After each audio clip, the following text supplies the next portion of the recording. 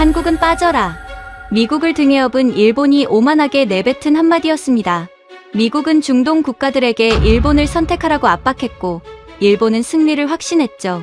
하지만 결과는 모두의 예상을 빗나갔습니다. 한국이 꺼내든 카드에 전 세계가 패닉에 빠졌고 결국 중동 5개국 모두 한국의 석유를 비축하겠다 선언했죠. 도대체 무슨 일이 벌어진 걸까요? 미국과 일본을 동시에 박살낸 한국의 저력, 지금 시작합니다. 세계 최대 산유국의 심장이 단 10분 만에 멈출 뻔했습니다. 미국의 패트리어트 방공망이 서버 업데이트를 이유로 오프라인 상태에 빠졌거든요. 그 10분 동안 후티 반군의 드론대가 사우디 다란 석유 단지를 초토화시켰어요. 탱크 3기가 동시에 폭발했습니다. 지상에서 바라본 불기둥의 높이가 200m를 넘었죠. 지하 벙커 상황실에서 나예프 왕세자가 테이블을 내리치며 왜 요격하지 않았냐고 포효했지만 미군 연락관은 고개만 숙이고 있었습니다. 미 본토 방위망 서버 업데이트 중이었다는 변명이 전부였어요. 그 순간 누군가가 방화복을 걸치고 벙커 밖으로 뛰쳐나갔습니다. 메인 비축유로 불이 번지기 전에 차단 밸브를 잠가야 했으니까요. 그게 접니다. 유세프 알 오타이비, 사우디 에너지부 지하 인프라 국장으로 25년째 이 땅의 기름을 지켜온 사람이에요. 천도의 열기가 방화복을 뚫고 살갗을 태우는 것 같았습니다. 독가스가 폐를 짓눌렀어요. 그래도 달렸습니다. 밸브까지 300m. 도착해서 레버를 잡는 순간 제어판에 붉은 에러창이 떴어요. 도쿄 본사 원격 승인 요망. 제 나라 시설의 밸브를 남의 나라 허락 없이는 돌릴 수조차 없었습니다. 손가락이 레버 위에서 굳어버렸어요. 아니, 손가락만이 아니었습니다. 머릿속이 하얗게 비었어요. 25년간 석유 시설의 배관 하나하나를 제 핏줄처럼 만져온 사람한테 기계가 주인을 가리고 있었으니까요. 제어판에 붉은 글씨가 깜빡일 때마다 심장이 쪼그라드는 것 같았습니다. 무전기를 움켜쥐었어요. 목구멍에서 피 냄새가 올라왔습니다. 벙커, 여기 유세프. 도쿄 락이 걸렸다. 당장 원격 승인을 풀어달라. 메인 탱크까지 불이 300m도 안 남았다. 잡음 섞인 대답이 돌아왔어요. 바데르 재무장관의 목소리였습니다. 유세프, 일본 본사 매뉴얼에 야간 원격 해제 권한이 없다더라. 도쿄 사무실이 문을 여는 건 현지 시각 아침 9시야. 지금은 방법이 없어. 방법이 없다고요? 눈앞에서 조국의 심장이 타들어가고 있는데 도쿄 직원이 출근할 때까지 기다리라는 소리였습니까? 주먹으로 제어판을 후려쳤습니다. 관절이 갈라지는 소리가 났어요. 아프지 않았습니다. 분노가 통증을 삼켜버렸으니까요. 그 사이에도 불길은 멈추지 않았어요. 탱크 외벽의 은빛 도장이 벗겨지면서 강철이 시뻘겋게 달아올랐습니다. 이 탱크가 터지면 메인 비축유 라인까지 연쇄 폭발이 일어나요. 다란 단지 전체가 잿더미로 변하는 겁니다. 뒤에서 부하 직원 둘이 달려왔어요. 얼굴이 그을음으로 까맣게 뒤덮인 채였습니다. 국장님, 물러나셔야 합니다. 탱크 외벽 온도가 임계점을 넘었어요. 밀어냈습니다. 물러날 수 없었어요. 10년 전에도 이 자리에 섰었거든요. 그때도 일본제 제어판이었습니다. 그때도 똑같은 붉은 글씨가 떴어요. 접근 불가, 원격 승인 요망. 그 글씨 앞에서 멈춰선 32초 동안 제 부하 셋이 화염에 삼켜졌습니다. 시신조차 수습하지 못했어요. 잿더미 속에서 녹아내린 안전모 파편만 주워 담았죠. 그 안전모 조각을 지금도 책상 서랍에 넣어 다닙니다. 매일 아침 서랍을 열 때마다 물어요. 유세프, 넌 저 아이들한테 무슨 약속을 했는지 기억하냐고요. 다시는 남의 나라 매뉴얼에 우리 목숨을 맡기지 않겠다고 했잖아. 25년 경력이 뭡니까? 국장이란 직함이 뭡니까? 밸브 하나 못 여는 주제예요. 지축을 울리는 폭음이 등 뒤에서 터졌습니다. 몸이 공중으로 떠올랐어요. 3m는 날아간 것 같았습니다. 등이 콘크리트 바닥에 부딪혔을 때 갈비뼈에서 뭔가가 우두둑 소리를 냈어요. 눈앞이 노랗게 번쩍였다가 까매졌습니다. 정신을 차렸을 때 보인 건 하늘이었어요. 아니, 하늘이 아니었습니다. 불이었어요. 다란의 밤하늘 전체가 주황빛으로 물들어 있었습니다. 4번째 탱크까지 불이 옮겨 붙었다는 뜻이었죠. 일어나려 했지만 다리에 힘이 들어가지 않았어요. 벙커 쪽에서 무전 소리가 끊어질 듯 들려왔습니다. 나예프 왕세자의 목소리였어요. 미군 연락관, 지금 즉시 패트리어트를 복구하라. 이건 명령이다. 미군 연락관의 대답은 간단했습니다. 복구 권한은 미 중부사령부에 있으며 현재 본토와 통신이 재개되지 않았다는 거였어요. 왕세자의 명령이 아무리 절박해도 미국의 시스템을 사우디의 왕이 움직일 수는 없었습니다. 방패는 미국 것이고 자물쇠는 일본이 쥐고 있었어요. 여긴 사우디 땅입니다. 우리 아버지가, 우리 할아버지가 피를 흘려 지켜낸 사막이에요. 그런데 우리 생명을 구하려면 워싱턴에 전화를 걸고 도쿄 직원의 출근을 기다려야 한다니요. 부러진 갈비뼈를 부여잡고 무전기에 매달렸습니다. 목에서 나온 건 말이 아니라 짐승의 울음이었어요. 전하, 방패는 미국 것이고 자물쇠는 일본이 쥐고 있습니다. 여긴 우리 땅인데 왜 우리의 생명을 저놈들 허락을 받고 구해야 합니까? 무전기 너머로 아무 대답이 없었습니다. 나예프 왕세자도, 바데르 장관도, 아무도요. 벙커 안이 무덤처럼 조용했어요. 그 침묵이 대답이었습니다. 이 나라의 최고 권력자조차 할 수 있는 게 아무것도 없다는 뜻이었으니까요. 달안의 불길은 새벽까지 꺼지지 않았어요. 소방차 12대가 투입됐지만 역부족이었습니다. 패트리어트가 복구된 건 폭격이 끝나고 한참이 지난 뒤였어요. 드론은 이미 전부 빠져나간 후였죠. 아침 해가 떴을 때 달안 단지의 모습은 차마 사람 앞에 내놓을 수가 없었습니다. 은빛 탱크들이 시커멓게 녹아 주저앉아 있었어요. 철골이 뼈다귀처럼 삐죽삐죽 튀어나와 있었고 땅바닥엔 원유와 소화약재가 뒤섞인 시커먼 강이 흘렀습니다. 들것에 실려 나오면서 고개를 돌렸어요. 제어판이 있던 자리가 보였습니다. 불에 타서 반쯤 녹아내린 일본제 패널. 그 위에 도쿄 본사 원격 승인 요망이라는 글씨가 아직도 희미하게 남아 있었어요. 주먹을 쥐었습니다. 부러진 갈비뼈가 비명을 질렀지만 개의치 않았어요. 10년 전에도 이 꼴을 당하고 오늘 또 이 꼴을 당했습니다. 25년 동안 한 게 도대체 뭡니까? 남의 나라 매뉴얼 밑에서 기어다닌 것밖에 없잖아요. 들것이 벙커 입구를 지날 때 안쪽에서 바데르 장관의 목소리가 새어나왔습니다. 일본 측에 피해 보상을 요청해야 합니다. 매뉴얼대로 운영했으니 우리 잘못은 아니에요. 관계를 틀어서는 안 됩니다. 관계. 이 사람은 조국이 불타는 와중에도 일본의 비위를 걱정하고 있었어요. 구역질이 올라왔습니다. 독가스 때문이 아니었어요. 들것 위에서 하늘을 올려다봤습니다. 연기가 거치지 않은 달안의 하늘은 잿빛이었어요. 이 하늘 아래서 태어나고 이 사막에서 뼈가 굵었는데 정작 이 땅의 주인은 우리가 아니었습니다. 방패도 남의 것, 자물쇠도 남의 것, 매뉴얼도 남의 것. 우리가 가진 건 불에 탄 잔해와 부러진 갈비뼈뿐이었어요.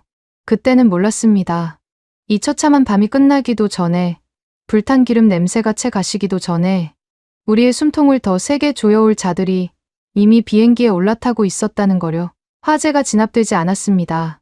달안 단지에서 피어오르는 검은 연기가 새벽 하늘을 뒤덮고 있었어요. 병원 침대에서 갈비뼈를 동여맨 채 일어났습니다. 의사가 절대 안정을 취해야 한다고 말렸지만 왕실 긴급 대책 회의의 소집 명령이 떨어졌거든요. 벙커까지 걸어가는 200m가 25년 경력 중 가장 긴 거리였어요. 한 발짝 내디딜 때마다 갈비뼈가 비명을 질렀습니다. 회의장에 도착했을 때 이미 자리가 차 있었어요. 나예프 왕세자가 상석에 앉아 있었고 바데르 재무장관이 그 옆에서 연신 손수건으로 이마를 닦고 있었습니다. 야세르 국부펀드 총재는 금태 안경 너머로 태블릿 화면만 들여다보고 있었어요. 숫자의 세계에 사는 사람답게 밤새 피해액을 산출하고 있는 것 같았습니다.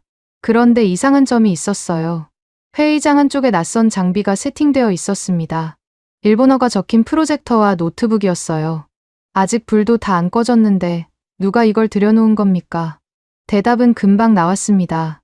회의장 문이 열리더니 은발에 포마드를 바른 남자가 정중한 미소를 띠며 걸어 들어왔어요. 일본 경제산업성 모테기 류이치 특명 담당상. 캄캄한 새벽에 어떻게 이렇게 빨리 도착했는지 마치 이 사태를 기다리고 있었다는 듯 말끔한 양복 차림이었습니다. 위로의 말은 한마디도 없었어요. 대신 나예프 왕세자를 향해 고개를 살짝 숙이더니 수행원에게 눈짓을 보냈습니다. 프로젝터가 켜졌어요. 회의장 정면 벽 전체에 거대한 3차원 홀로그램이 펼쳐졌습니다.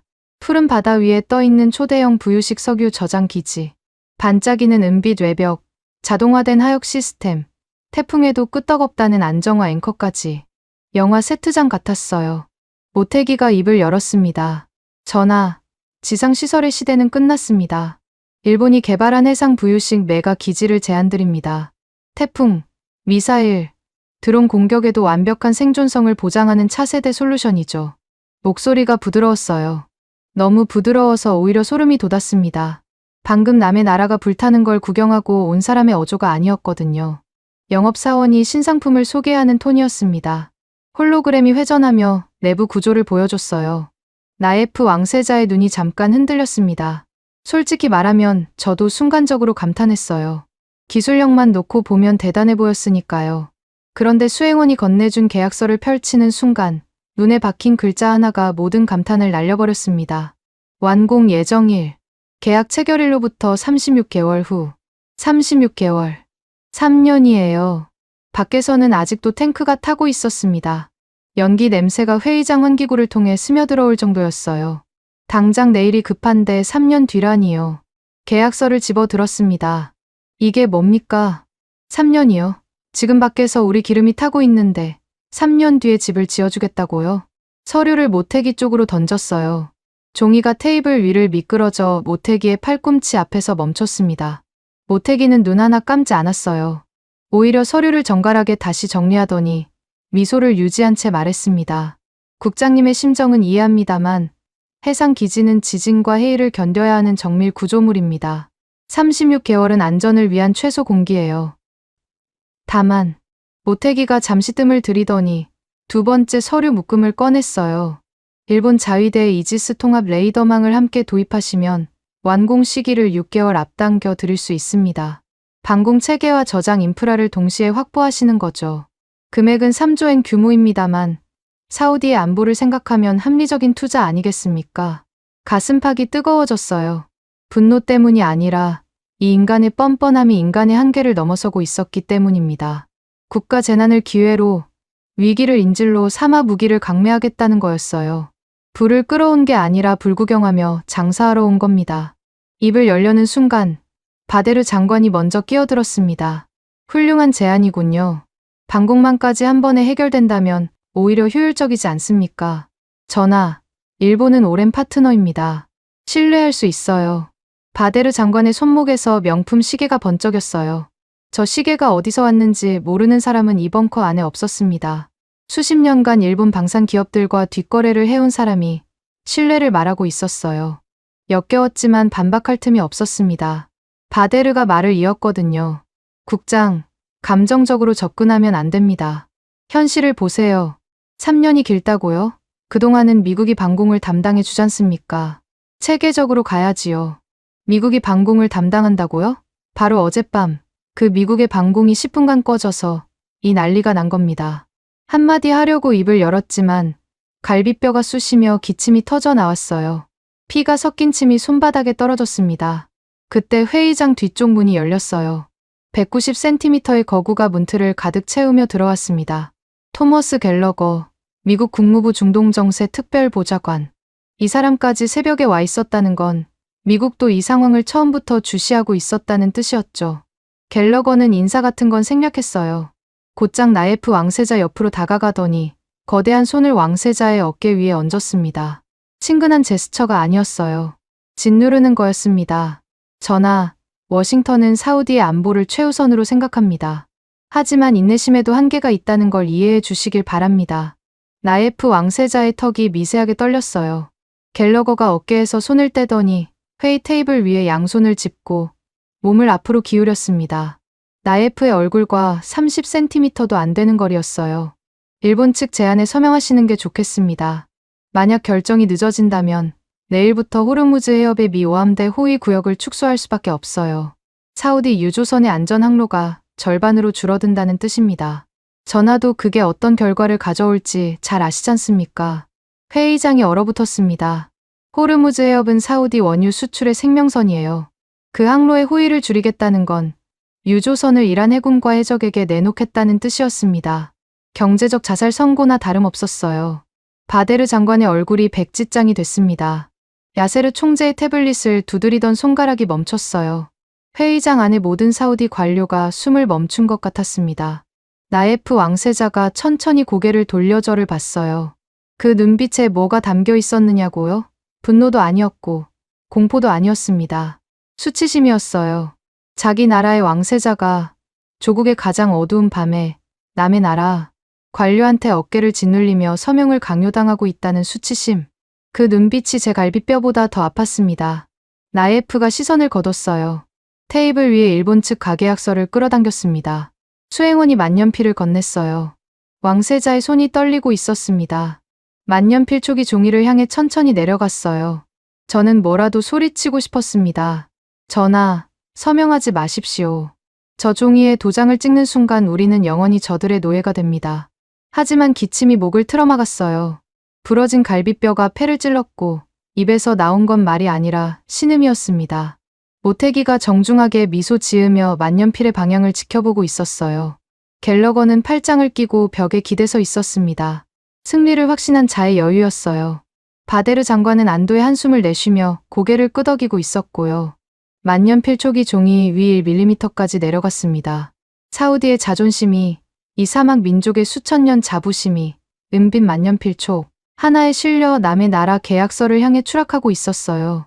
불탄 기름 냄새가 채 가시기도 전에 피를 나눈다던 동맹국들은 우리의 숨통에 가격표를 매기고 있었습니다. 그리고 우리는 그 가격표 앞에서 고개를 숙이려 하고 있었어요. 나예프 왕세자의 만년필이 종이에 닿기 직전 멈췄습니다. 촉과 종이 사이의 간격이 머리카락 한 올 정도였어요. 왕세자의 손이 아주 미세하게 그러나 분명하게 떨리고 있었습니다. 그 찰나에 회의장 바깥 복도에서 발소리가 들려왔어요. 한 사람이 아니었습니다. 여러 명의 급한 발소리가 육중한 철문을 향해 달려오고 있었어요. 회의장 철문이 안쪽에서 잠겨 있었습니다.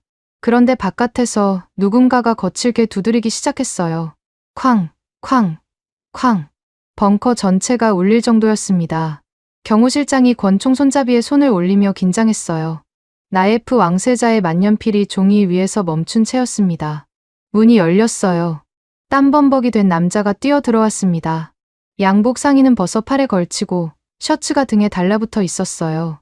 안면이 없는 사람이었습니다. 회의장 안의 모든 시선이 그 남자에게 쏠렸어요. 경호원 둘이 앞을 가로막았습니다. 남자가 숨을 헐떡이며 주머니에서 신분증을 꺼내 들었어요. 한국 KOTRA 중동지역본부 한상우 에너지 전담관. 아랍어로 뭔가를 빠르게 내뱉더니 경호원들이 흠칫하며 한 발 물러섰습니다. 능숙한 아랍어였어요. 사투리까지 섞인 현지에서 오래 굴러온 사람의 억양이었습니다. 갤러거가 코웃음을 쳤어요. 이게 무슨 짓입니까? 왕실 긴급 대책 회의에 한국 사람이 왜 난입하는 겁니까? 한상우라는 남자는 갤러거를 쳐다보지도 않았어요. 대신 회의장 한쪽에 서 있던 프랑스 에너지 대사 로랑 보두eng을 향해 곧장 걸어갔습니다. 로랑 대사가 펼쳐놓은 서류가 보였어요. 프랑스의 암염 동굴 저장 방식 제안서였습니다. 일본과 별도로 프랑스도 이 기회에 한 자리 끼어들려 했던 거예요. 한상우가 로랑 대사의 서류를 가리키며 아랍어로 말하기 시작했습니다. 회의장 안의 사우디 관료들이 전부 그의 입을 쳐다봤어요. 저도 아랍어를 쓰는 사람이니 한마디 한마디가 귀에 꽂혔습니다. 이 자료의 42페이지를 보십시오. 프랑스의 암염 동굴 저장 방식은 유럽 내륙의 온대 기후에서만 유효합니다. 사우디의 연평균 지표면 온도 52도, 지하 20m 지점의 암염 0.48도. 시뮬레이션 결과 저장 개시 후 11개월 차에 동굴 벽면 구조 붕괴가 시작됩니다. 14개월이면 천장이 내려앉아요. 프랑스가 제안한 건 창고가 아니라 무덤입니다. 숫자가 기관총처럼 쏟아졌어요. 한상우가 태블릿을 꺼내 시뮬레이션 영상을 틀었습니다. 3차원 모델링이었어요.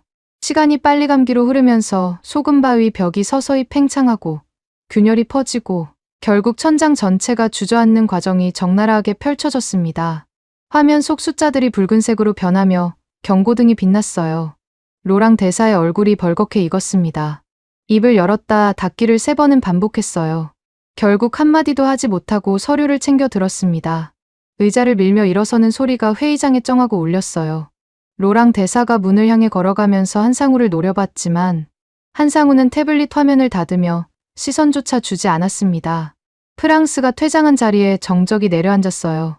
모태기의 입꼬리가 약간 올라가 있었습니다. 경쟁자가 하나 줄었으니 오히려 좋다는 표정이었죠. 갤러거도 팔짱을 낀 채 여유로운 자세를 유지하고 있었어요. 그런데 한상우가 문 쪽을 돌아보며 고개를 끄덕였습니다. 문 밖에서 기다리고 있던 사람들이 있었어요. 2 사람이 들어왔습니다. 앞에 선 남자는 완벽하게 다린 검정 수트에 서류 가방 하나를 들고 있었어요. 뒤에 선 남자는 전혀 달랐습니다. 먼지투성이 작업복, 빛바랜 하얀 안전모를 옆구리에 끼고 기름때가 영영 지워지지 않을 것 같은 투박한 두 손을 가진 사람이었어요. 왕실 회의장과는 도무지 어울리지 않는 차림이었습니다. 수트를 입은 남자가 나예프 왕세자를 향해 정중하게 목례를 했어요. 한국석유공사 전략비축본부장 송재영. 목소리에 감정의 온도가 없었습니다. 얼음장 같은 눈동자가 회의장 전체를 한번 훑더니 서류 가방에서 두꺼운 문서를 꺼냈어요. 그 문서를 모태기의 코앞 테이블 위에 툭 내려놓았습니다. 대한민국 울산 비축기지 공간 양도 제안서. 표지에 찍힌 태극 문양이 형광등 아래서 선명했어요. 모태기의 미소가 처음으로 굳었습니다. 입꼬리가 실룩거렸어요. 갤러거가 팔짱을 풀고 몸을 앞으로 기울였습니다. 야세르 국부펀드 총재가 금태 안경을 밀어 올리며 입을 열었어요. 한국에서 오셨다고요? 지하 비축 시설이라면 굴착 공기와 비용이 상당할 텐데 최소 24개월은 잡아야 하지 않습니까? 그리고 자금 규모는요? 냉정한 질문이었습니다. 야세르 총재는 감정이 아니라 스프레드시트로 세상을 보는 사람이니까요. 송재영 본부장이 대답하려 입을 열기도 전에 뒤에 서 있던 작업복 차림의 남자가 앞으로 한 발 나서며 코웃음을 쳤습니다. 구동환, 한국석유공사 울산 지하비축기지 현장 소장. 얼굴에 주름 하나하나에 중동의 모래바람이 새겨져 있는 사람이었어요. 70년대 이 사우디 땅에서 청춘을 바쳤던 한국 건설 노동자들의 세대, 그 마지막 세대의 산증인이었습니다. 구동환 소장이 야세르를 똑바로 쳐다보며 말했어요. 지을 필요 없습니다. 회의장이 술렁였어요. 야세르의 눈썹이 올라갔습니다. 이미 우리 아버님 세대가 20년 전에 지하 100m, 화강암을 뚫어서 수천만 배럴 규모의 빈방을 파놨습니다. 공사 기간이요? 영링입니다. 유조선 뱃머리만 울산 앞바다로 돌리시면 72시간 안에 즉시 입주가 가능해요. 72시간. 그 숫자가 회의장의 공기를 갈랐습니다. 36개월을 무기로 휘두르던 모태기의 동공이 심하게 흔들렸어요. 입술이 벌어졌다 닫히기를 반복했습니다. 처음 보는 표정이었어요. 포마드로 반질거리는 은발 아래서 이마에 땀줄기가 흘러내리고 있었습니다. 저는 멍하니 구동환 소장의 얼굴을 바라봤어요. 기름때 묻은 투박한 손마디, 사막 바람에 갈라진 입술. 그런데 눈빛은 전혀 흔들리지 않았습니다. 허세가 아니었어요. 이미 존재하는 것을 말하고 있을 뿐이었으니까요. 도면을 팔러 온 게 아니라 완성된 열쇠를 들고 온 사람의 눈빛이었습니다. 나예프 왕세자의 만년필이 테이블 위에 내려놓아졌어요. 아까 그 종이 위가 아니라 일본 측 가계약서에서 한참 떨어진 곳이었습니다. 왕세자가 구동환 소장을 응시하고 있었어요. 모태기가 드디어 입을 열었습니다. 잠깐만요. 지하 안반 저장이라니 그게 얼마나 위험한 건지 아십니까? 지진이 한 번만 와도 전부 매몰됩니다. 우리 해상 기지는 송재영 본부장이 모태기의 말을 끊지 않았어요. 끝까지 다 듣고 나서 서류 가방에서 두 번째 문서를 꺼냈습니다. 붉은 인장이 찍힌 한 장짜리 문서였어요.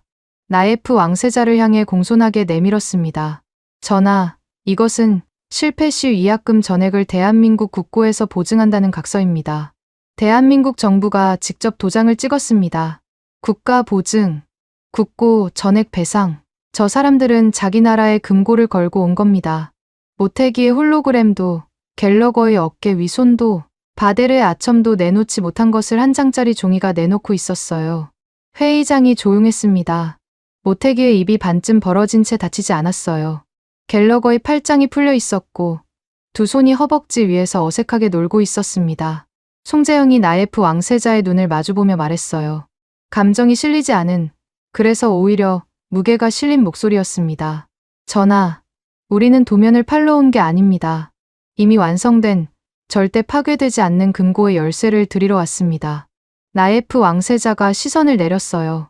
테이블 위에 두 장의 서류가 나란히 놓여 있었습니다. 왼쪽엔 36개월 뒤를 약속하는 일본의 가계약서, 오른쪽엔 72시간을 말하는 한국의 제안서와 국가보증각서. 그 순간 저는 처음으로 숨을 내쉬었어요. 어젯밤 화염 속에서 레버를 잡고 멈춰섰던 그 순간부터 단 한 번도 제대로 숨을 쉬지 못했다는 걸 그제야 깨달았습니다. 부러진 갈비뼈가 쑤셨지만 통증의 종류가 달라졌어요. 절망이 아니라 뭔가가 가슴 안쪽에서 솟구치는 느낌이었습니다. 그동안 소장이 안전모를 옆구리에 다시 끼며 나예프 왕세자를 향해 묵직하게 고개를 숙였어요. 거친 손마디가 안전모 챙을 꽉 쥐고 있었습니다. 화려한 말을 하지 않는 사람이었어요. 대신 그 투박한 두 손이 20년 전에 무엇을 했는지 100m 지하의 화강암이 기억하고 있었습니다. 모태기의 홀로그램이 아직 벽면에 떠 있었어요. 푸른 바다 위에 부유식 기지가 천천히 회전하고 있었습니다. 30분 전만 해도 회의장을 압도하던 영상이 구동환 소장의 기름때 묻은 손마디 앞에서 허공에 뜬 신기루처럼 보였습니다. 나예프 왕세자가 결정을 내리지 못하고 있었습니다. 만년필은 테이블 위에 놓인 채였고 두 장의 서류 사이에서 시선이 오갔어요. 모태기는 여전히 여유로운 표정을 유지하려 애쓰고 있었고 갤러거는 벽에 기댄 자세 그대로 팔짱을 다시 꼈습니다. 한국 측의 제안이 파격적인 건 인정하지만 왕세자 입장에서는 숫자만으로 국가의 운명을 결정할 수 없었겠죠. 72시간이라는 말이 사실인지 화강암이라는 돌덩이가 정말로 안전한지 아직 아무것도 증명되지 않았으니까요. 그때 회의장 뒤쪽에서 인기척이 느껴졌습니다. 파하드 알 마흐무드, 나예프 왕세자의 그림자라고 불리는 국가안보실 수석 정보관이었어요. 이 사람이 회의장의 모습을 드러내는 것 자체가 이례적이었습니다. 항상 왕세자의 시야 바깥, 문 옆이나 복도 끝에 서 있는 인물이거든요. 말수가 극도로 적고 표정이라는 걸 본 적이 없었어요. 파하드가 나예프 왕세자에게 다가가 귀옛말을 했습니다. 왕세자의 눈이 순간적으로 커졌어요. 고개를 한번 끄덕이자 파하드가 수행원에게 손짓했습니다. 회의장 창문에 안막이 내려왔어요. 형광등이 꺼지고 정면 스크린에만 불이 들어왔습니다. 모태기가 자세를 고쳐 앉았어요. 뭔가 불안한 기색이 스쳤습니다. 스크린에 영상이 떴어요. 화질이 좋지 않았습니다. CCTV 녹화본이었어요. 화면 상단에 찍힌 날짜는 2주일 전. 장소는 어딘가의 해상 플랜트 내부였습니다. 복도에 적색 경보등이 미친 듯이 전멸하고 있었어요. 사이렌 소리가 스피커를 통해 회의장을 가득 채웠습니다. 카메라가 흔들리며 배관 쪽을 비췄어요. 이음새 부분에서 물이 쏟아지고 있었습니다. 가느다란 누수가 아니었어요. 균열 사이로 바닷물이 폭포처럼 밀려들고 있었습니다. 작업복을 입은 인원 서너 명이 허둥지둥 뛰어다니며 비상 밸브를 잡고 있었어요. 영상 속에서 무전 소리가 흘러나왔습니다. 일본어였어요. 모태기의 얼굴이 일순간 하얗게 변했습니다. 의자에서 벌떡 일어났어요. 이건 조작입니다. 전하, 저 영상은 완전한 날조예요. 이런 식의 정보 공작에 속아서는 한상우가 한 발 앞으로 나섰습니다. 모태기를 쳐다보지 않았어요. 대신 스크린의 음성에 귀를 기울이며 나예프 왕세자를 향해 아랍어로 실시간 통역을 시작했습니다. 제2구역 배관 파열, 해수 유입량 분당 300리터 초과, 진동 계측기 수치 사점 연결, 도쿄 본부에 보고 보류, 반복합니다.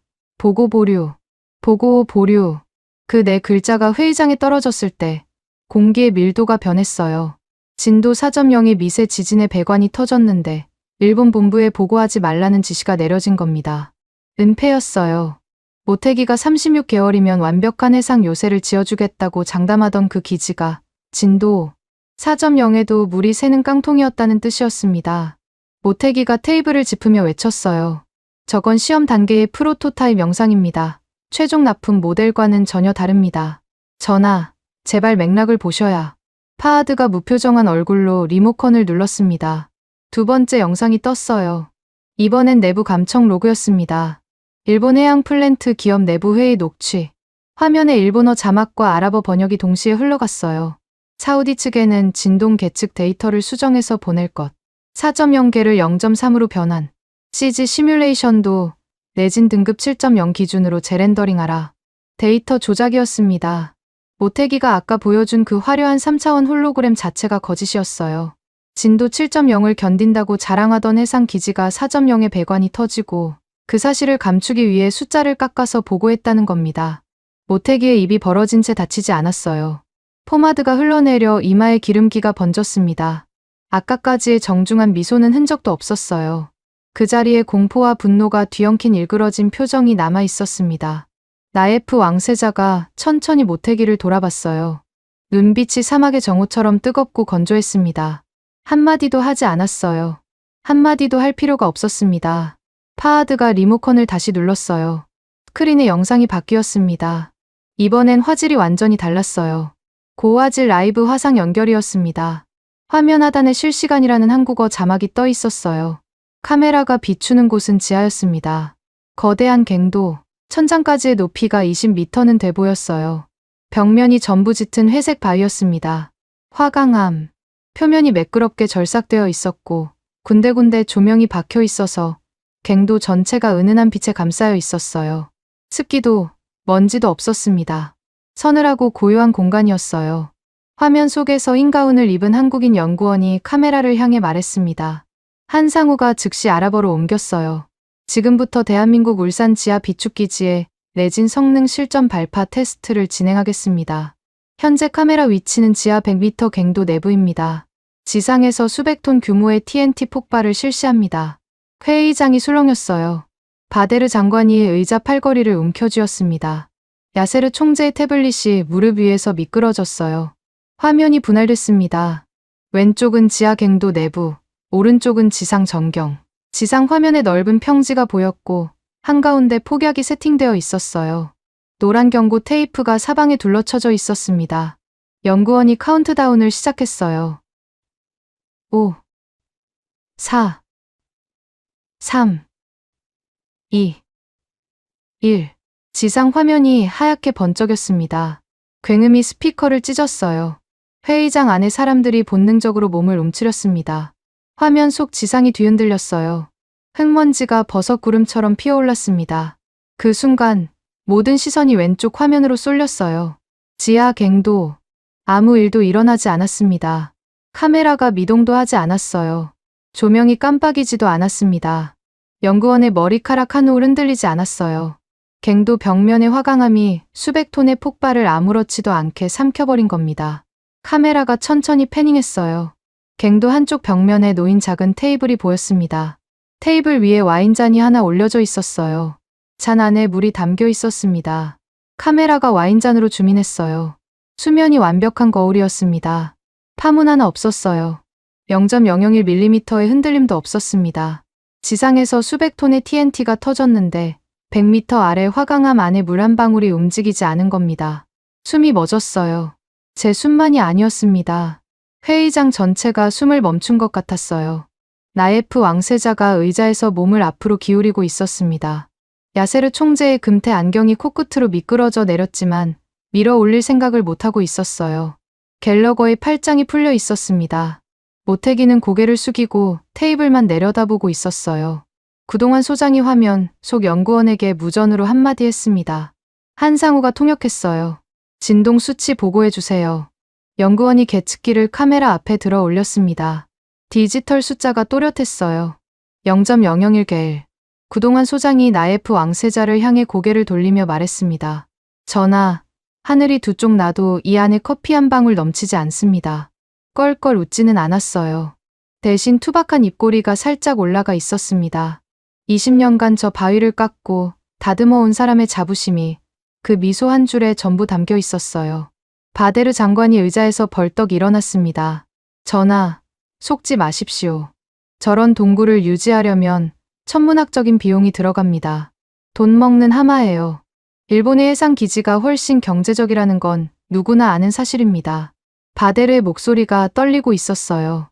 자신감이 아니라 다급함에서 나온 떨림이었습니다.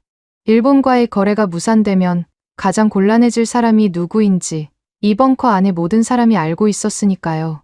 송재영 본부장이 서류 가방에서 세 번째 문서를 꺼냈어요. 이번엔 야세르 총재 앞으로 미끄러뜨리듯 밀어줬습니다. 표지에 적힌 제목이 보였어요. 울산 지하비축기지 20년 실물 운영 회계 장부. 야세르 총재가 안경을 밀어 올리고 첫 페이지를 넘겼습니다. 두 번째 페이지, 세 번째 페이지. 손가락으로 숫자를 짚어가며 읽는 속도가 빨라졌어요. 입술이 달싹거렸습니다. 뭔가를 중얼거리고 있었어요. 다섯 번째 페이지에서 야세르의 손이 멈췄습니다. 일본 지상 탱크 방식, 대비 연간 유지 보수 비용 70% 절감, 20년 누적 기준 총 절감액이 빨간 글씨로 적혀 있었어요. 야세르 총재의 손이 떨리기 시작했습니다. 피도 눈물도 없는 회계사라고 불리는 사람의 손가락이 숫자 앞에서 진동하고 있었어요. 안경을 벗었습니다. 렌즈에 지문이 번져 있었지만 닦을 생각을 안 했어요. 장부를 덮더니 두 손바닥으로 표지를 꾹 눌렀습니다. 야세르가 고개를 들었어요. 바데르를 쳐다봤습니다. 평소에 감정을 드러내지 않던 그 눈에 처음 보는 빛이 타오르고 있었어요. 바데르 장관. 야세르의 목소리가 회의장을 관통했습니다. 이건 창고가 아닙니다. 불사의 금고예요. 일본 지상 탱크에 쏟아부은 유지비의 30%로 20년을 굴렸다는 뜻이에요. 이 숫자 앞에서 돈 먹는 하마라고요? 돈을 먹는 건 3년짜리 허울뿐인 바다 위 깡통이지. 이 바위가 아닙니다. 야세르가 나예프 왕세자를 돌아봤습니다. 전하, 당장 일본과의 가계약을 파기하십시오. 이건 제가 국부펀드 총재로서 공식 요청드리는 겁니다. 바데르 장관의 입이 벌어졌어요.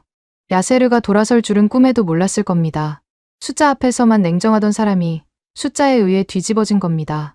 가장 강력한 반대자가 가장 광적인 우군으로 변하는 순간을 눈앞에서 목격했어요. 모태기가 의자에서 일어서려다 다시 주저앉았습니다. 다리에 힘이 빠진 것 같았어요. 갤러거의 표정이 처음으로 굳어졌습니다. 이건 정치적 압박으로 뒤집을 수 있는 국면이 아니었어요. 숫자가, 영상이, 물리법칙이 말하고 있었으니까요. 화강암은 거짓말을 하지 않습니다. 크린에서 아직 울산 갱도의 라이브 영상이 흘러나오고 있었어요. 와인잔의 수면은 여전히 완벽한 거울이었습니다. 야세르 총재의 선언이 떨어진 직후 회의장은 얼어붙은 호수 같았습니다. 아무도 입을 열지 않았어요. 나예프 왕세자가 두 장의 서류를 번갈아 내려다보고 있었고 송재영 본부장은 미동도 없이 서 있었습니다. 그동안 소장은 안전모를 옆구리에 낀 채 벽 쪽으로 한 발 물러나 있었어요. 할 말을 다 한 사람의 자세였습니다. 그 정적을 깨뜨린 건 바깥에서 들려온 군화 소리였어요. 한 명이 아니었습니다. 여러 켤레의 군화가 복도 바닥을 때리며 다가왔어요.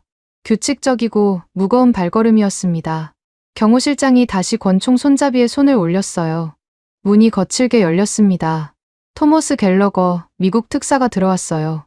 아까 벽에 기대 서 있을 때와는 완전히 다른 모습이었습니다. 양복상의 단추를 잠그고 등을 고추 세운 채 190cm의 거구가 문틀 전체를 가득 채우며 걸어 들어왔어요. 뒤에 미군 헌병 넷이 도열해 있었습니다. 갤러거가 아까까지 기대고 있던 벽 쪽이 아니라 곧장 나예프 왕세자의 정면으로 걸어갔어요. 테이블을 사이에 두고 왕세자와 마주 섰습니다. 전하, 목소리의 온도가 바뀌어 있었어요. 아까까지의 은근한 압박이 아니었습니다. 칼날이었어요. 방금 워싱턴과 통화를 마쳤습니다. 한 가지 전달 사항이 있어요. 갤러거가 양복 안주머니에서 접힌 종이를 꺼냈습니다. 펼치지도 않았어요. 내용을 외우고 있다는 뜻이었죠. 오늘 자정부로 사우디아라비아 전역에 배치된 미제 패트리어트 미사일 시스템의 센서 부품 공급을 전면 중단합니다. 예비 부품 재고로 운용 가능한 기간은 약 45일. 그 이후엔 방공망이 순차적으로 정지합니다. 45일. 한 달 반이에요. 한 달 반 뒤에 사우디의 하늘이 완전히 열린다는 뜻이었습니다. 어젯밤 10분의 공백으로도 이 꼴이 났는데 45일 뒤에는 방패 자체가 사라지는 겁니다. 후티 반군이 드론을 날리든 이란이 미사일을 쏘든 막을 방법이 없어져요. 회의장의 공기가 진공이 됐습니다. 숨소리조차 들리지 않았어요. 바데르 장관이 가장 먼저 무너졌습니다. 의자에서 미끄러지듯 바닥에 주저앉았어요.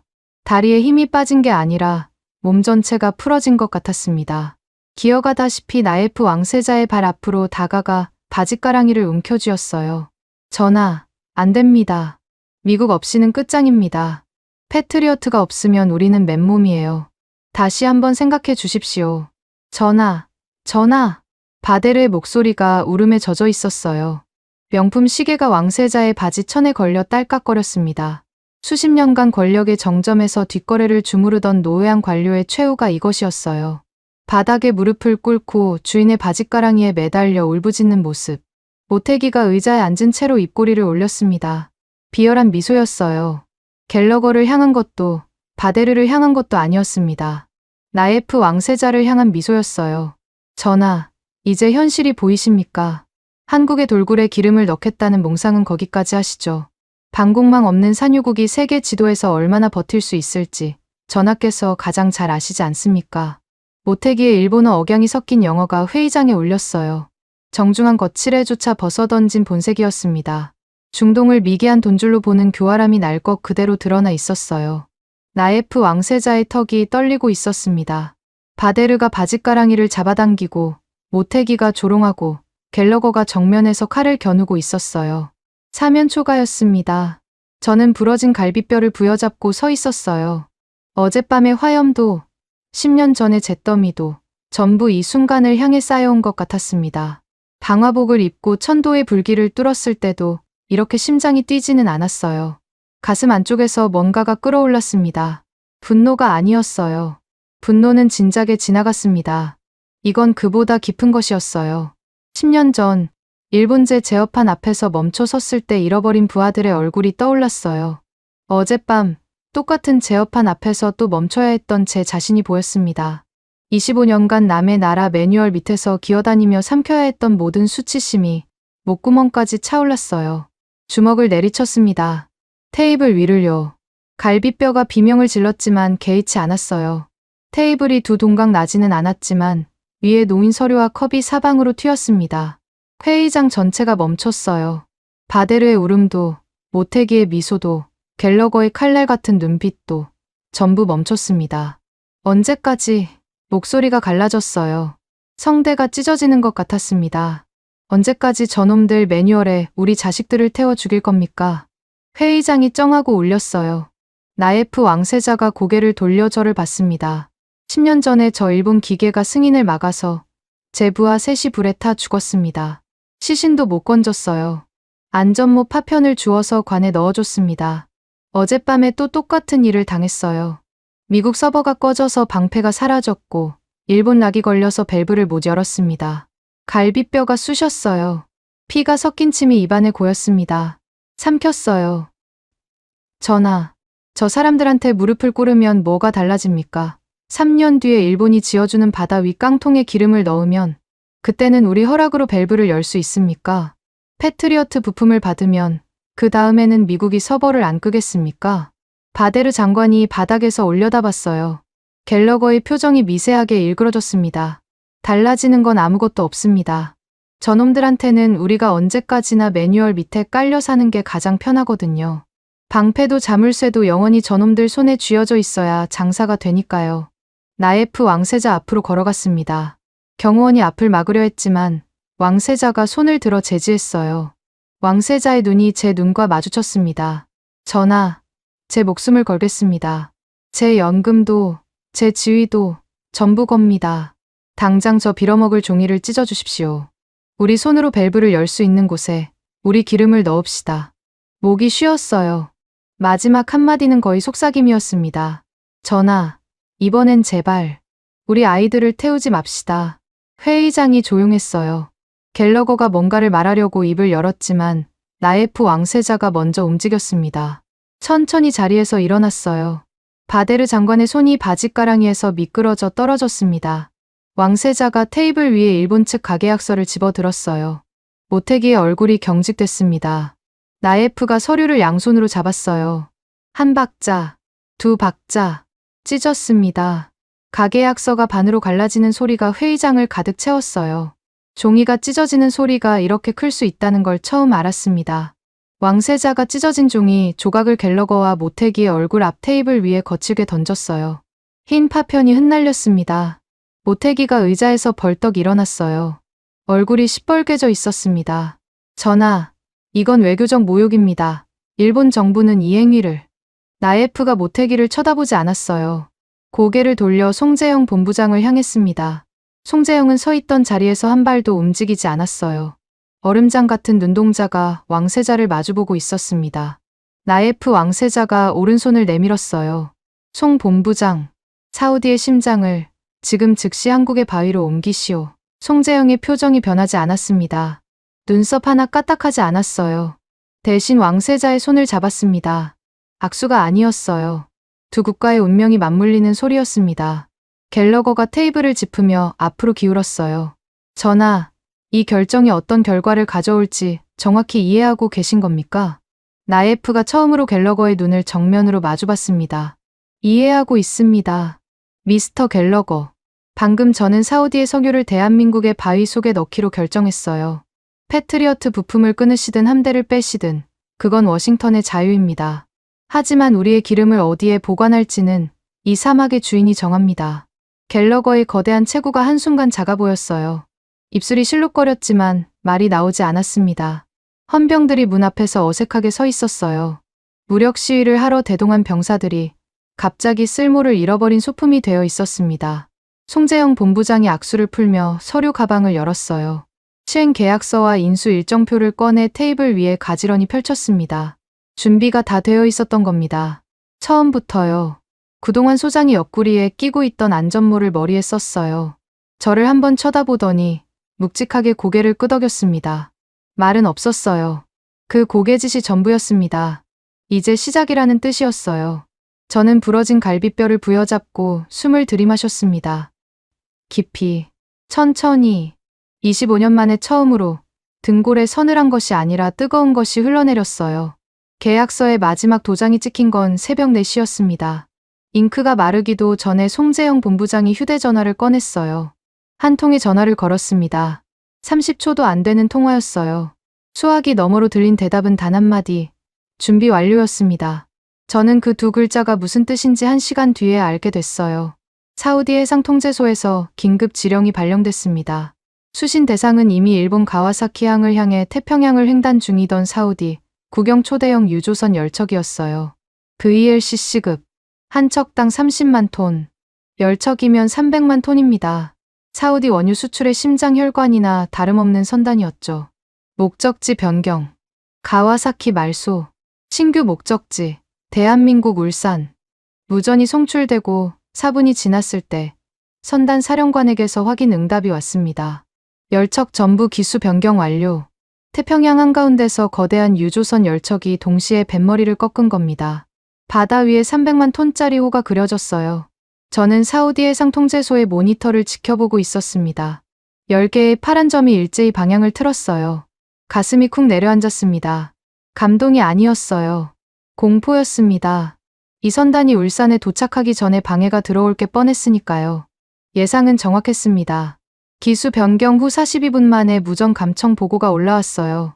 미 5함대 소속 구축함 2척이 선단의 새로운 항로를 향해 고속 접근 중이었습니다. 보고를 들은 순간 위장이 쥐어짜이는 것 같았어요. 유조선 선단에 경고합니다. 현재 귀선단은 사전 합의되지 않은 항로를 운항 중입니다. 즉시 원래 목적지로 복귀하십시오.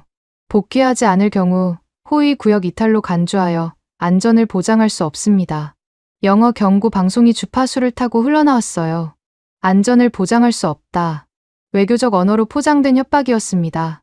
우리가 빠지면 해적이든 이란 해군이든 내 알아서 막아야 한다는 뜻이었거든요. 선단 사령관의 목소리가 무전에 실렸습니다. 본 선단은 사우디아라비아 국왕 직속 긴급 지령에 의거하여 운항 중입니다. 항로 변경에 대한 주권적 결정에 외부 간섭은 수용 불가합니다. 선단이 멈추지 않았어요. 300만 톤의 철이 바다를 가르며 울산을 향해 밀고 나갔습니다. 미 구축함이 진로를 가로막으려 했지만 VLCC 열척의 선단을 구축함 2척으로 물리적으로 막을 수는 없었어요. 유조선 한 척의 무게가 구축함의 30배가 넘으니까요. 하지만 미국만이 문제가 아니었습니다.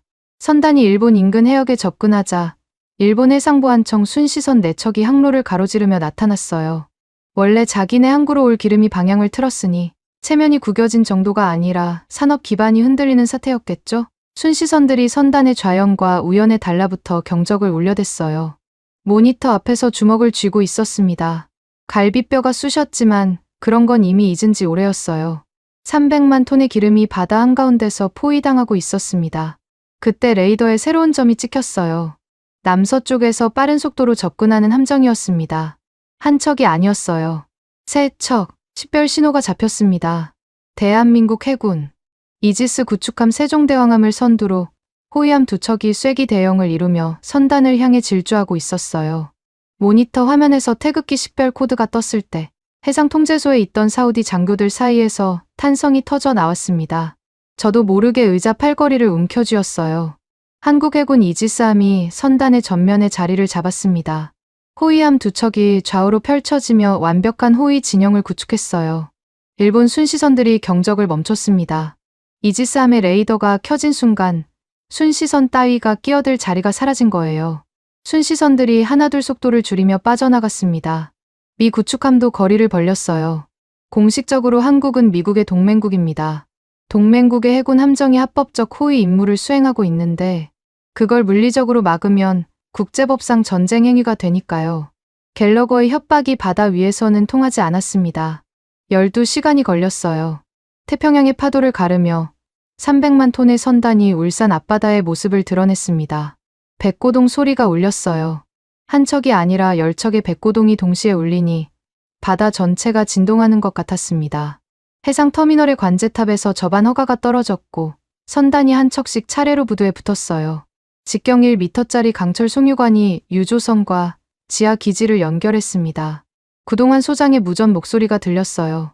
밸브 개방, 주입 개시. 밸브가 돌아가는 소리가 무전기 너머로 전해졌습니다. 사우디의 원유가 송유관을 타고 지하 100m의 화강암 뱅도로 쏟아져 내리기 시작했어요. 300만 톤의 흑색 황금이 대한민국의 바위 속으로 들어가고 있었습니다. 저는 모니터 앞에서 두 손을 모았어요. 기도가 아니었습니다. 떨리는 손가락을 숨기려는 거였어요.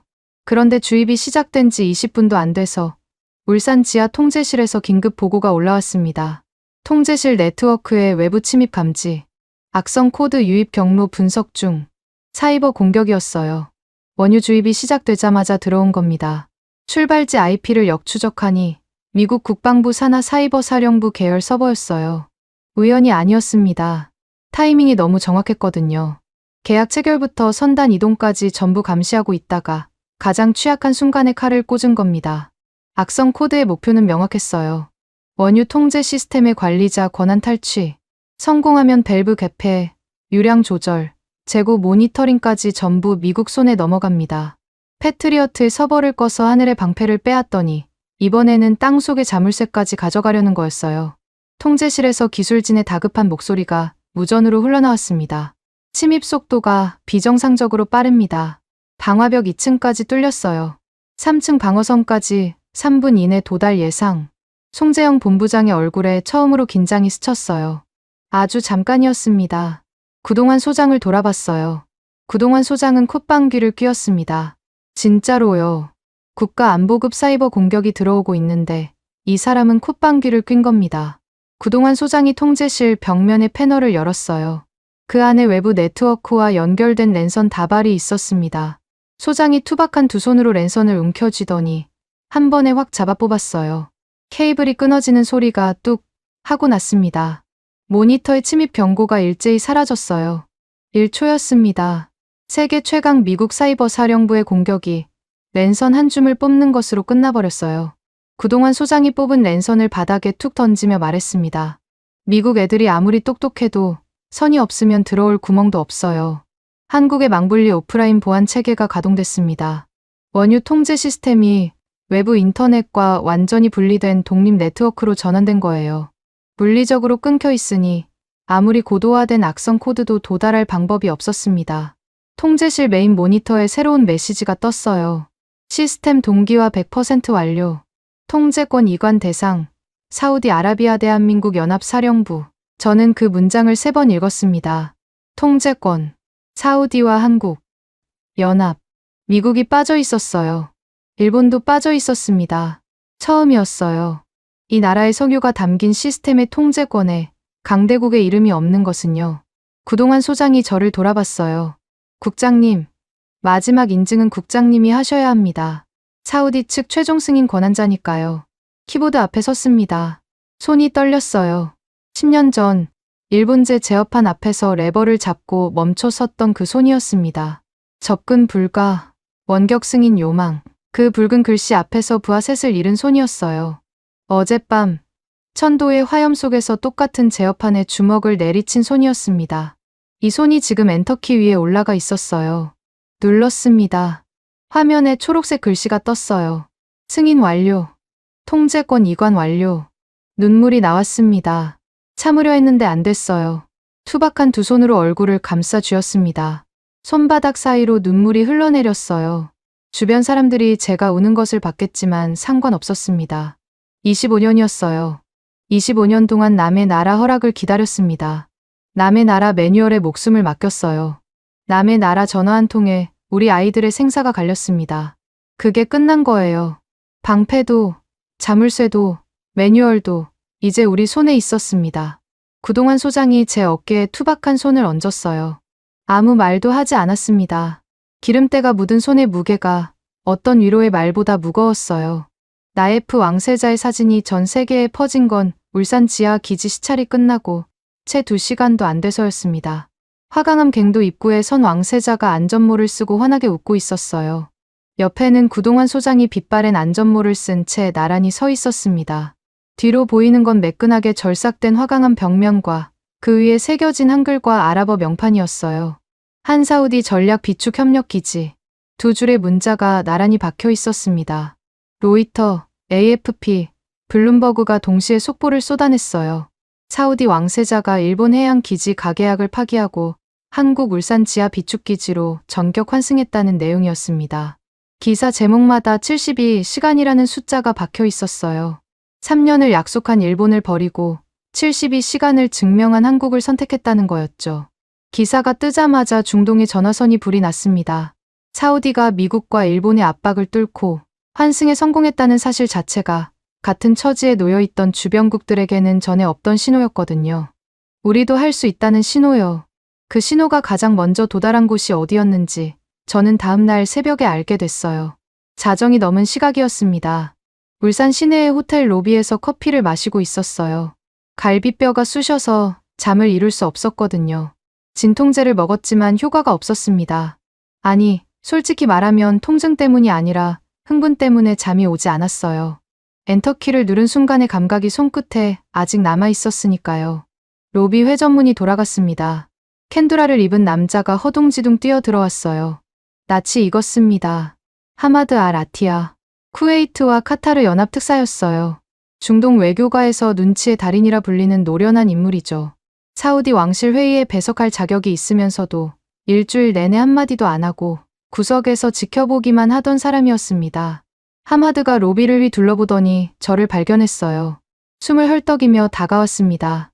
유세프 국장, 송재영 본부장이 어디 있습니까? 급한 목소리였어요. 7층 502호라고 알려줬더니 하마드가 엘리베이터로 뛰어갔습니다. 저도 뒤따라갔어요. 엘리베이터 안에서 하마드의 손이 떨리고 있었습니다. 흥분인지 긴장인지 구분이 안 됐어요. 7층 복도 끝 502호 앞에 도착했습니다. 하마드가 문을 두드렸어요. 두드린 게 아니라 때렸다는 표현이 맞을 겁니다. 쾅쾅쾅. 호텔 벽이 울렸어요. 문이 열렸습니다. 송재영 본부장이 와이셔츠 차림으로 서 있었어요. 넥타이만 풀었을 뿐 이 시간에도 양복 바지를 입고 있었습니다. 자지 않았던 거예요. 아니, 이 사람이 잠을 자는 모습을 본 적이 있었던가요? 하마드가 방 안으로 밀고 들어갔습니다. 저도 따라 들어갔어요. 하마드가 소파에 앉지도 않고 서 있는 채로 입을 열었습니다. 송 본부장, 오늘 저녁 7시에 쿠웨이트와 카타르 정부가 공동으로 일본 및 프랑스와 체결한 에너지 저장 가계약 전량을 파기했습니다. 송재영의 눈이 미세하게 커졌어요. 이 사람의 표정이 변하는 걸 본 건 2번째였습니다. 하마드가 캔두라 안주머니에서 봉투를 꺼냈어요. 봉투가 아니라 서류 뭉치였습니다. 쿠웨이트 국장과 카타르 에미르의 직인이 나란히 찍혀 있었어요. 서방 계약서는 화로에 던져버렸습니다. 우리 형제들의 기름도 한국의 바위 밑에 넣어주시오. 조건이요? 부르는 게 값입니다. 부르는 게 값. 백지수표나 다름없었어요. 사우디의 성공을 확인한 순간 눈치만 보던 주변국이 지갑을 통째로 열어젖힌 겁니다. 송재영 본부장이 서류를 받아들었습니다. 첫 페이지를 넘기고 2번째 페이지를 넘기고 마지막 페이지까지 훑었어요. 표정에 감정이 실리지 않았습니다. 대신 서류를 테이블에 내려놓으며 한마디 했어요. 하마드 특사, 조건은 하나입니다. 펜을 꺼냈어요. 서류 여백에 한 줄을 적었습니다. 한국어였어요. 대한민국 원유 통제 주권 인정. 14글자. 이 14글자가 의미하는 건 단순한 보관 계약이 아니었습니다. 대한민국이 아시아 에너지 통제의 중심축이라는 걸 공식적으로 인정하라는 뜻이었어요. 하마드가 그 한 줄을 들여다봤습니다. 한국어를 읽지 못했지만 한상우 전담관이 전화로 아랍어 통역을 해줬어요. 하마드가 고개를 끄덕였습니다. 펜을 받아 서명했어요. 이분도 떨지 않았습니다. 대한민국의 바위를 직접 본 사람이니까요. 다음 날 아침, 상황은 도미노처럼 쓰러졌습니다. 9시에 UAE 국왕이 서울의 한국 대사관에 직통 전화를 걸었어요. 10시에 바레인이 뒤따랐습니다. 11시에는 오만까지 가세했어요. 전화 내용은 전부 같았습니다. 한국의 지하 비축기지에 자국 원유를 넣고 싶다. 조건을 알려달라. 중동의 에너지 지도가 하루 만에 뒤집어지고 있었어요. 수십 년간 미국과 일본이 쥐고 흔들던 아시아. 에너지 패권의 축이 울산의 화강암을 중심으로 회전하기 시작한 겁니다. 가장 먼저 무너진 건 일본이었습니다. 도쿄 니케이 지수가 개장하자마자 중동 해양 플랜트 수주를 장담하며 주가를 끌어올렸던 대형 기업 세 곳의 주가가 하한가를 찍었어요. 매도 주문이 폭포처럼 쏟아졌습니다. 3년짜리 계약을 무기로 갑질하던 기업들이 계약 자체가 증발하자 존재 이유를 잃어버린 겁니다. 니케이 증권 방송에서 해설자가 중동 환승 사태라는 표현을 쓰더군요. 사태. 일본에게는 사태가 맞았어요. 모테기 류이치 특명 담당상의 최후를 전해 들은 건 그날 오후였습니다. 니케이 하한가 소식에 모테기가 집무실 책상을 엎었다고 해요. 그 위에 놓여있던 서류와 노트북이 바닥에 쏟아졌고 그 소라니체 가시기도 전에 총리실에서 팩스가 도착했답니다. 해임 통보였어요. 모테기가 팩스 용지를 움켜쥔 채 주저앉았다는 뒷이야기도 들었습니다. 은발의 포마드가 흐트러져 이마에 늘어졌겠죠. 정중한 미소 뒤에 감춰두었던 교활함이 마지막 순간에는 아무 쓸모가 없었던 겁니다. 바데르 장관의 최후는 더 비참했어요. 직접 목격한 건 아니지만 사우디 국가안보실에서 보내온 보고서를 읽었습니다. 바데르가 회의장에서 모습을 감춘 건 나예프 왕세자가 가계약서를 찢은 직후였어요. 이 사람이 제일 먼저 한 일이 뭐였는지 아십니까? 이아드의 개인 금고에서 비자금을 챙긴 겁니다. 수십 년간 일본 방산 기업들에게 받은 리베이트가 담긴 계좌에 자금을 스위스로 옮기려 했어요. 새벽에 전용기를 수배해서 킹칼리드 국제공항 VIP 터미널로 향했습니다. 활주로까지 200m를 남겨둔 지점에서 차가 멈췄어요. 사우디 근위대 차량 3대가 전용기 앞을 가로막고 있었습니다. 파하드 정보관이 체포영장을 들고 서 있었다고 합니다. 일본 방산 비리 수수 및 국가 기밀 유출 혐의. 바데르가 차에서 끌려 내려올 때 명품 시계가 아스팔트에 부딪혀 유리가 깨졌다고 해요.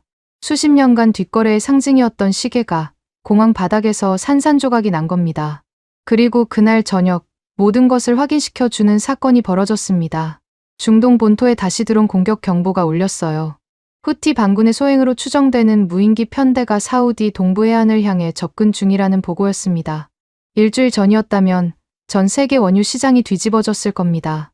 유가가 배럴당 20달러는 뛰었겠죠. 주식 시장이 패닉에 빠지고 뉴스 속보가 쏟아지고 투기꾼들이 환호했을 거예요. 아무 일도 일어나지 않았습니다. 브렌트유 선물 가격이 0.3% 올랐다가 30분 만에 원위치 됐어요. 월스트리트의 에너지 애널리스트가 방송에서 말했습니다. 사우디의 핵심 전략 비축유가 이미 한국의 지하 안반에 안전하게 보관되어 있기 때문에 지상시설에 대한 공격이 유가에 미치는 영향은 제한적이라고요. 소름이 돋았어요. 일주일 전에는 드론 14기에 세계 경제가 흔들렸습니다. 지금은 같은 공격이 와도 시장이 미동조차 하지 않았어요. 달라진 건 딱 하나였습니다. 기름이 지상의 은빛 탱크에서 지하의 화강암으로 옮겨간 것뿐이에요. 그날 밤 예상치 못한 전화가 왔습니다. 갤러거였어요. 토머스 갤러거, 미국 특사. 패트리어트 부품 공급 중단을 협박하고 헌병을 대동하고 회의장에 쳐들어왔던 그 사람이요. 나예프 왕세자에게 직접 전화를 걸었다고 합니다. 목소리가 달라져 있었다고 해요. 일주일 전에 칼날 같은 어조가 아니라 헛기침을 섞어가며 말을 고르는 어조였답니다. 제안 내용은 이랬어요. 미국, 한국, 사우디 3국이 울산 기지를 중심으로 연합 방위 협의체를 구성하자는 거였습니다. 패트리어트 부품 공급 재개를 포함해서요. 일주일 전에 부품을 끊겠다고 협박하던 사람이 이제는 협의체에 끼워달라고 부탁하고 있었어요. 나예프 왕세자가 뭐라고 대답했는지는 전해 듣지 못했습니다. 다만 왕세자의 비서실에서 흘러나온 한마디가 있었어요. 전하께서 통화를 마치신 후 미소를 지으셨다고요. 일주일 동안 처음 보는 미소였답니다. 저는 호텔 창문 너머로 울산 앞바다를 내려다봤어요. 해상터미널에 아직 유조선 몇 척이 접안해 있었습니다. 항구의 불빛이 검은 바다 위에 길게 늘어져 있었어요. 이 바다 밑 100m 아래 화강암 속에 우리의 기름이 잠들어 있었습니다. 사우디의 기름이고 쿠웨이트의 기름이고 카타르의 기름이었어요. 동시에 대한민국의 바위가 품고 있는 기름이었습니다. 방패가 미국 것이고 자물쇠가 일본 것이던 시대는 끝났어요. 이제 방패도, 자물쇠도, 열쇠도 전부 이 바위 속에 있었습니다. 책상 서랍에서 10년 전의 안전모 파편을 꺼냈어요. 불에 녹아 일그러진 플라스틱 조각이었습니다. 손바닥 위에 올려놓았어요. 가벼웠습니다. 무게가 거의 없었어요. 그런데 이상하게도 25년간 이 파편을 들 때마다 짓눌리던 가슴에 무게가 빠져 있었습니다. 일주일이 지났습니다. 겨우 일주일이에요. 일주일 전에 저는 병원 침대에서 부러진 갈비뼈를 동여매고 있었어요. 달 안의 하늘은 검은 연기로 뒤덮여 있었고 일본제 제어판의 붉은 글씨가 눈에 박혀 잠을 이루지 못했습니다. 남의 나라 매뉴얼에 목숨을 맡긴 게에 불과하다고 스스로를 저주하던 밤이었어요. 일주일 뒤 저는 대한민국 울산 지하 100m의 화강암 갱도에 서 있었습니다. 제복을 입고요. 한사우디 연합에너지 통제사령부 초대 사령관.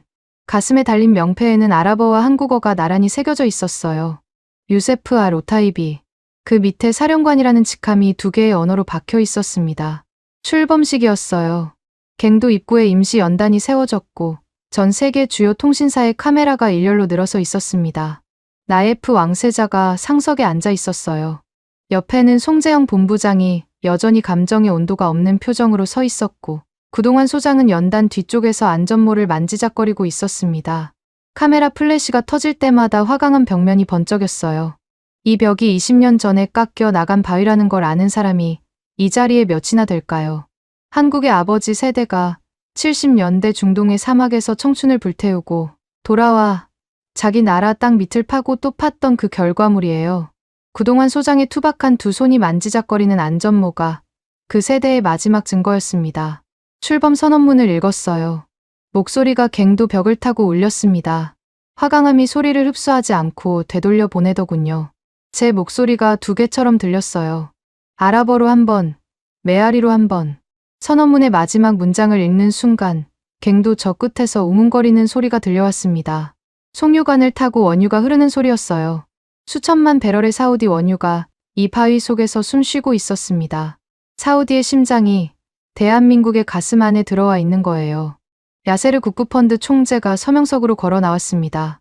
금태 안경 너머의 눈빛이 일주일 전과 완전히 달라져 있었어요. 숫자만 보던 차가운 눈이 아니었습니다.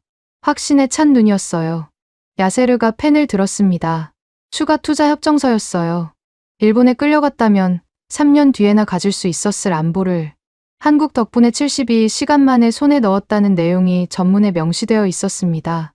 투자 규모는 수십조 원이었어요. 사우디 오일머니가 한국의 조선, 방산, 반도체, 에너지 산업 전반에 흘러 들어가는 구조였습니다. 야세르가 서명을 마치며 말했어요. 3년을 기다렸으면 3년치 비용을 냈겠죠. 72시간 만에 해결했으니 그 차이만큼을 한국에 투자하는 게 회계적으로 합리적입니다. 피도 눈물도 없는 회계사다운 논리였지만 야세르의 입꼬리가 살짝 올라가 있었어요. 이 사람도 웃을 줄 아는 사람이었습니다. 숫자가 압도적일 때만요. 서명이 끝나고 카메라가 잠시 멈춘 사이에 갱도 입구 쪽이 소란스러워졌어요. 경호원들의 무전이 빈번해졌습니다. 누군가가 기지 정문에서 면회를 요청하고 있다는 보고였어요. 이름을 듣는 순간 귀를 의심했습니다. 모태기 류이치. 해임된 지 사흘 된 사람이었어요. 일본 경제산업성 특명 담당상이라는 직함은 이미 박탈됐고 니케이 증권가에서 영구 제명됐다는 소식까지 들었습니다. 그 사람이 민간인 신분으로 울산까지 날아온 겁니다. 경호원이 CCTV 화면을 보여줬어요. 기지 정문 앞에 모태기가 서 있었습니다. 양복은 구겨져 있었고 포마드를 바른 은발이 흐트러져 이마에 늘어져 있었어요. 일주일 전 사우디 왕실 회의장에서 정중한 미소를 띠며 홀로그램을 시연하던 그 모습과는 완전히 다른 사람이었습니다. 모태기가 정문 인터폰에 대고 말하고 있었어요. 음성이 스피커로 흘러나왔습니다. 사우디 측 원유 가운데 일본형 물량이 일부 포함되어 있습니다. 기존 계약 잔여분에 해당하는 물량만이라도 반출을 허가해 주십시오. 부탁드립니다. 부탁이라는 단어가 모태기의 입에서 나온 거예요. 일주일 전에 3조 엔짜리 무기를 강매하며 국가 재난을 인질로 잡던 사람이 정문 앞에서 부탁을 하고 있었습니다. 경호원이 저를 봤어요. 출입 승인 여부를 묻는 눈빛이었습니다. 사령관 권한이니까요. 잠시 모태기의 얼굴을 들여다봤습니다. CCTV 속의 모태기가 인터폰 앞에서 고개를 숙이고 있었어요. 정중한 거칠애가 아니었습니다. 진짜로 머리를 조아리고 있었어요. 10년 전의 붉은 글씨가 떠올랐습니다. 접근 불가, 도쿄 본사 원격 승인 요망. 그 글씨 앞에서 부하셋을 잃었어요. 어젯밤, 아니 일주일 전 밤에도 똑같은 글씨 앞에서 멈춰야 했습니다. 접근 불가, 승인 불가. 남의 나라 허락 없이는 제 나라 밸브 하나 돌릴 수 없었던 25년이었어요. 경호원에게 말했습니다. 출입 불가. 사령부 승인 거부. 네 글자였어요. 접근 불가. 일주일 전에 저한테 찍혔던 그 네 글자를 이제 제가 찍은 겁니다. 다른 점이 하나 있었어요. 모태기가 받은 거부에는 도쿄 본사 승인도, 야간 매뉴얼도, 32초의 골든타임도 없었습니다. 정당한 주권자가 자기 기지의 정문에서 자기 권한으로 내린 결정이었어요. CCTV 속 모태기가 인터폰에서 손을 뗐습니다. 어깨가 축 늘어졌어요. 돌아서서 걸어가는 뒷모습이 작았습니다. 은발이 바람에 흩날렸어요. 정중한 미소도, 교활한 눈빛도, 3차원 홀로그램도 아무것도 남아있지 않았습니다. 모니터에서 시선을 돌렸어요. 앞에 있는 건 화강암이었습니다. 20년 전에 깎여나간 매끈하고 단단한 바위. 이 벽 너머에 수천만 배럴의 원유가 잠들어 있었어요. 출범식이 끝난 뒤 나예프 왕세자가 저를 불렀습니다. 갱도 깊숙한 곳, 카메라가 없는 통로였어요. 왕세자 옆에 송재영 본부장이 서 있었습니다. 송재영이 넓은 도면을 펼쳤어요. 울산 기지의 설계도가 아니었습니다. 사우디 동부 해안의 지질 단면도였어요. 송재영이 나예프 왕세자를 향해 말했습니다. 전하, 이제 우리 땅을 넘어 사우디 본토에도 이 요새를 이식할 차례입니다. 사우디 동부 해안의 화강암층은 울산과 유사한 지질 구조를 갖고 있습니다. 대한민국의 굴착 기술과 사우디의 자본이 결합하면 2년 내에 제2호 지하 비축기지를 완공할 수 있어요. 수출이었어요. 기름을 보관해주는 하청업체가 아니라 기지 자체를 수출하겠다는 겁니다. 한국의 기술이 한국 땅을 넘어 중동의 사막 밑으로 뻗어나가는 거였어요. 나예프 왕세자가 도면을 내려다보며 고개를 끄덕였습니다. 얼굴에 일주일 전의 수치심은 없었어요. 대신 자기 조국의 땅 밑에도 저 화강암의 성역이 뿌리를 내릴 거라는 확신이 서려 있었습니다. 도면을 접은 송재영 본부장이 돌아서는 순간 갱도 끝에서 구동환 소장이 걸어왔어요. 빗발엔 안전모를 쓰고 기름때 묻은 작업복 차림이었습니다. 출범식 때 잠깐 넥타이를 맨 것 같았는데 이미 풀어버렸더군요. 이 사람은 제복보다 작업복이 어울리는 사람이었습니다. 구동환 소장이 제 앞에 섰어요. 이 사람과 저는 같은 세대였습니다. 70년대에 이 사람은 한국에서 사우디로 왔고 저는 사우디의 사막에서 태어나 자랐어요. 같은 열사의 땅에서 같은 기름 냄새를 맡으며 살아온 두 사람이 20년이 지나 한국의 바위 밑에서 마주 서 있었습니다. 구동환 소장이 손을 내밀었어요. 기름때가 영영 지워지지 않을 것 같은 굳은 살 박인 투박한 손이었습니다. 저도 손을 내밀었어요. 제 손도 투박했습니다. 사막의 모래와 석유시설의 쇠붙이가 새겨놓은 거친 손마디였어요. 두 손이 맞잡혔습니다. 기름때와 모래가 뒤섞였어요. 화강암 벽이 등 뒤에서 묵직하게 버티고 있었습니다. 구동환 소장이 말했어요. 우리 아버지들이 여기 와서 모래 먹으며 돈 벌어갔죠. 그 돈으로 집에 돌아가서 땅을 파고 바위를 깎았어요. 그때는 그냥 먹고 살려고 한 거였는데 그 바위가 오늘 당신네 기름을 지키고 있습니다. 목이 메었어요. 대답을 하려 했는데 말이 나오지 않았습니다. 대신 소장의 손을 더 꽉 쥐었어요. 소장도 더 꽉 쥐었습니다. 등 뒤에 화강암이 서늘했어요. 이 바위는 뜨거워지지 않았습니다. 폭탄이 떨어져도, 태풍이 불어도, 사이버 공격이 밀려와도 이 바위는 서늘하고 고요했어요. 그게 이 바위의 힘이었습니다. 화려하지 않았어요. 소리를 지르지도 않았습니다. 그냥 거기 있었어요. 20년 전부터 지금까지 아무도 주목하지 않을 때에도 묵묵히 서 있었습니다. 맞잡은 손을 놓지 않은 채 고개를 들었어요. 갱도의 천장이 보였습니다. 100m 위에 한국의 하늘이 있었어요. 그 하늘 아래 한국의 바다가 있었고 그 바다를 건너면 사우디의 사막이 있었습니다. 두 나라의 거리는 8,000km였어요. 하지만 이 바위 속에서 그 거리는 맞잡은 두 손의 너비만큼으로 줄어들어 있었습니다. 지금까지 여러분의 영원한 말동무, 감동을 더하다 였습니다. 세계를 놀라게 한 대한민국. 다음 영상에서도 계속됩니다. 좋은 하루 되세요.